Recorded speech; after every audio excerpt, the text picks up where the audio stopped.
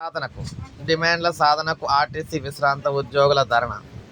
So మనం చూసుకున్నట్లయితే తమ డిమాండ్ల పరిష్కరించాలని కోరుతూ ఆర్టీ విశ్రాంత ఉద్యోగులు బస్ భవన్ ముట్టడించి ధర్నా అయితే నిర్వహించారు.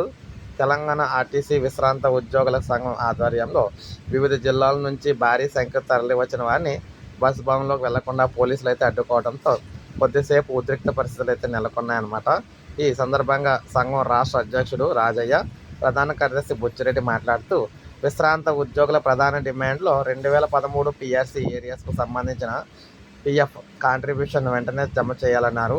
2017, 2021 పిఆర్సీల బకాయిలు చెల్లించాలని చెప్పేసి విశ్రాంత ఉద్యోగి జీవిత భాగస్వామి మనకి సూపర్ లగ్జరీ బస్సులో ఉచిత ప్రయాణ సౌకర్యం కల్పించాలని కోరారు.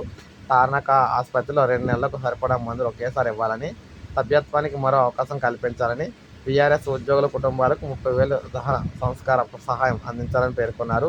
అనంతరం బస్ భవన్లో ఈడీ వెంకన్న కలిసి వినతి పత్రం అందజేశారు. తమ నాణ్యమైన డిమాండ్లను వెంటనే పరిష్కరించాలని రాష్ట్ర వ్యాప్తంగా ఉద్యమాన్ని అయితే మరింత ఉధృతం చేస్తామని చెప్పారనమాట. సో ఈ విధంగా ఈ ఉద్యోగులకు సంబంధించి విశ్రాంత ఉద్యోగులు అయితే ధర్నా అయితే చేయబోతున్నారు. సో ఇది అప్డేట్. ఒక లైక్ చేయండి, సబ్స్క్రైబ్ చేసుకుంటున్న ఛానల్ సబ్స్క్రైబ్